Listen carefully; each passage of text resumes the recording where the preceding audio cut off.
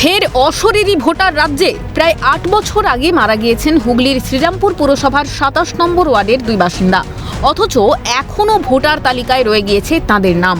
Voter list থেকে নাম বাদ যায়নি মৃতদের।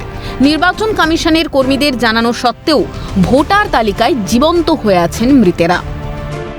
শ্রীরামপুর পৌরসভার ২৭ নম্বর ওয়ার্ড, ২৭ নম্বর ওয়ার্ডের প্রভাসনগর এলাকার ঠিক এই বাড়িতেই যে ঘটনা ঘটেছে সেটা হচ্ছে গিয়ে এই বাড়িতেই শ্বশুর শাশুড়ি মারা গিয়েছে প্রায় আজকে ৭-৮ বছর হতে চললো, কিন্তু ভোটার লিস্টে নাম রয়ে গিয়েছে।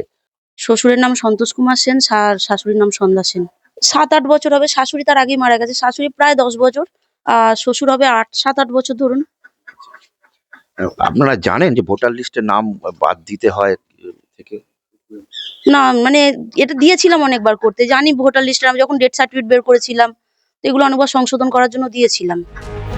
২৭ নম্বর ওয়ার্ডের পুর প্রতিনিধিও দোষ ঠেলেছেন নির্বাচন কমিশনের ঘাড়েই। এর পেছনে অন্য খেলা থাকতে পারে বলে রহস্য উস্কে দিয়েছেন তিনি। জনপ্রতিনিধি হিসেবে আমাদের তো নিশ্চিতভাবে দায়িত্ব আছে। আমরা এটা যারা নির্বাচনের সঙ্গে যুক্ত মানুষজন যারা আসেন, যে সমস্ত আমাদের হেলথের দিদিরা বা অথবা আশা কর্মীরা যারা বসেন, তাদের কাছে আমরা কিন্তু এটা বারবার করে জানিয়েছি। তারাও আমাদের কাছে যেটা বলেছে যে তারাও এটা কিন্তু জমা করছে, কিন্তু কোনো এক অজ্ঞাত কারণে কিন্তু সেই নামগুলো থেকে যাচ্ছে। আমরা মনে করি যদি এই নাম রেখে দেওয়ার পিছনে কোনো খেলা থাকে তাহলে তাদের বিরুদ্ধেও শাস্তি দেওয়া হোক। ভোটার তালিকা থেকে অবিলম্বে নাম বাদ দেওয়ার আর্জি মৃত ভোটারদের পরিবারের।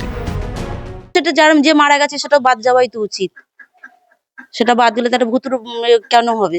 যিনি নেই তার ভোটটা কেন পড়বে? রাজ্য জুড়ে ভুয়ো ভোটার, অশরীরী ভোটারের ছড়াছড়ি। যে হারে সেই সংখ্যা ক্রমশ বাড়ছে রাজ্যের বুকে, তাতে আগামী ২৬-এর স্বচ্ছ নির্বাচন নিয়ে উদ্বিগ্ন রাজ্যবাসী। হুগলি থেকে সমিত সিনহার রিপোর্ট, ক্যালকাটা নিউজ।